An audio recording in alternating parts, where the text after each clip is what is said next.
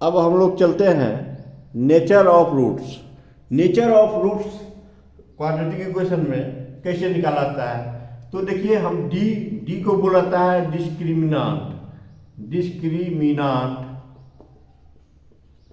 यानी विविक्तर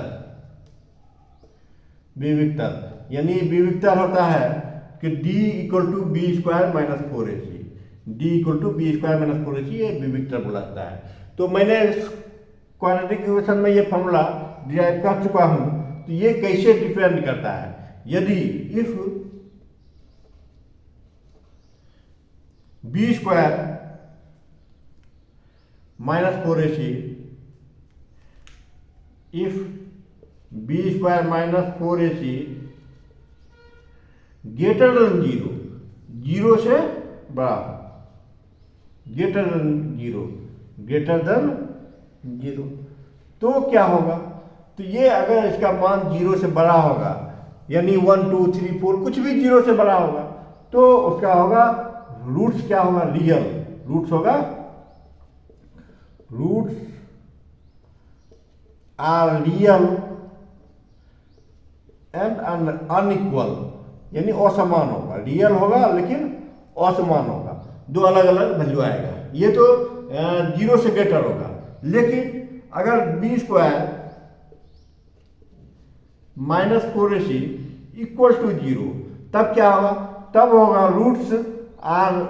roots real होगा लेकिन इक्वल होगा। दोनों सॉल्यूशन इक्वल हो जाएगा यहाँ पर, ठीक है, दोनों इक्वल हो जाएगा। ये दूसरा है।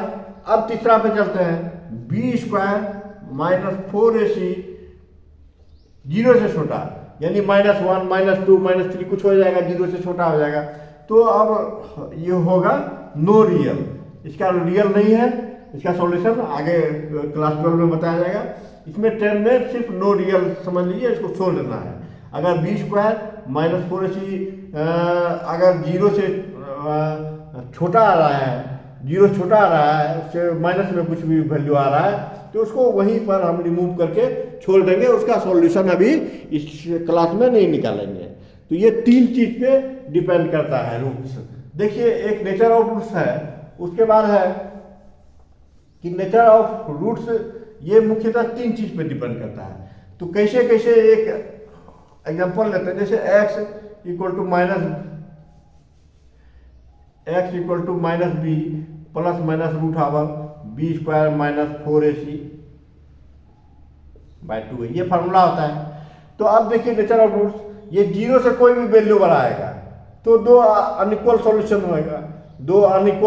होएगा निश्चित है। लेकिन रूट्स आर रियल अगर ये जीरो आएगा तो आपका सॉल्यूशन क्या बचेगा? अगर जीरो आएगा तो -b/2ac बचेगा। तो यही सॉल्यूशन वैल्यू पुट कर देंगे, आ जाएगा।